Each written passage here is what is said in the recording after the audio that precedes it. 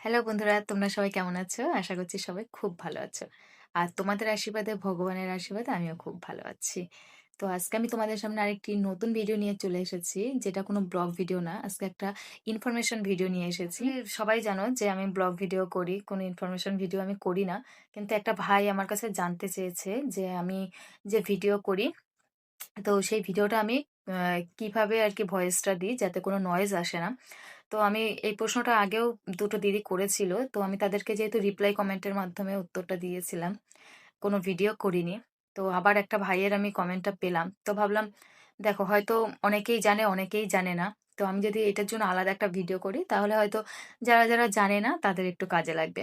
তো সেই কারণে আমি ভাবলাম যে তো চলো আমি একটা আলাদা করে একটা ভিডিও দিয়ে দিই। তো সবথেকে যেটা হাসির ব্যাপার সেটা হচ্ছে ভাইটা যখন আমাকে কমেন্ট করেছে তখন আমার নিজেরই মানে এত হাসি পেয়েছে কমেন্টটা দেখে।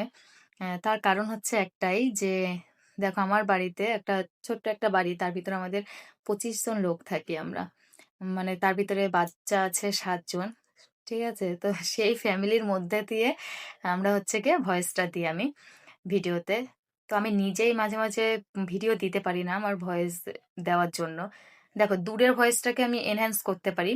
কিন্তু যদি আমি এখানে বসে আমি হচ্ছে ভয়েস দিচ্ছি আর আমার একদম পাশে বসে যদি বাচ্চারা চিল্লাচিল্লি করে তাহলে সেই ভয়েসটাকে কিন্তু এনহ্যান্স করা যায় না।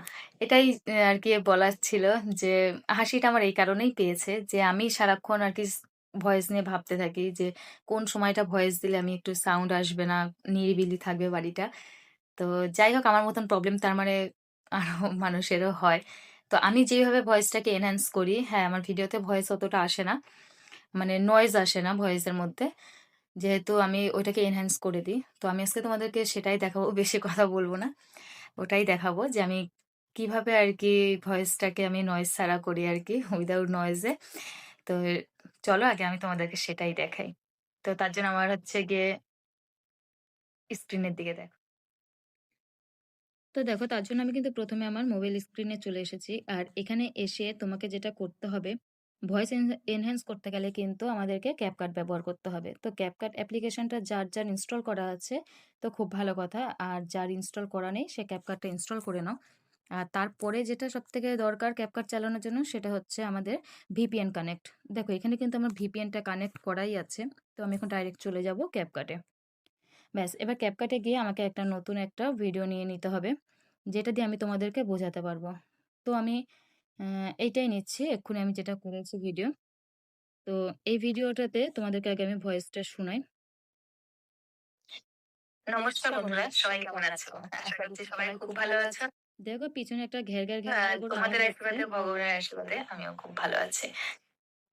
তারপর সবথেকে বড় কথা যেটা হচ্ছে তোমার ব্যাকগ্রাউন্ডে কিন্তু গান বাজছে, মানে অনেক দূরে এক জায়গায় ঠাকুর নাম হচ্ছে, সেখানে গানের আওয়াজটা আসছে।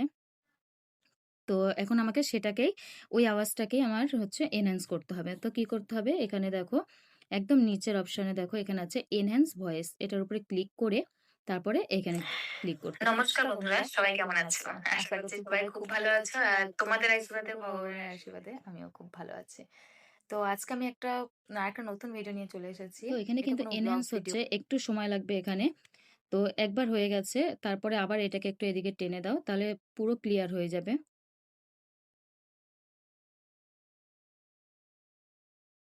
হুম, ঠিক আছে। নমস্কার এখানে বন্ধুরা, দেখো সবাই এনহ্যান্স কিন্তু আমার হয়ে গেছে ভয়েসটা। ব্যাস এবার তোমাদেরকে আরেকবার শুনিয়ে দিই।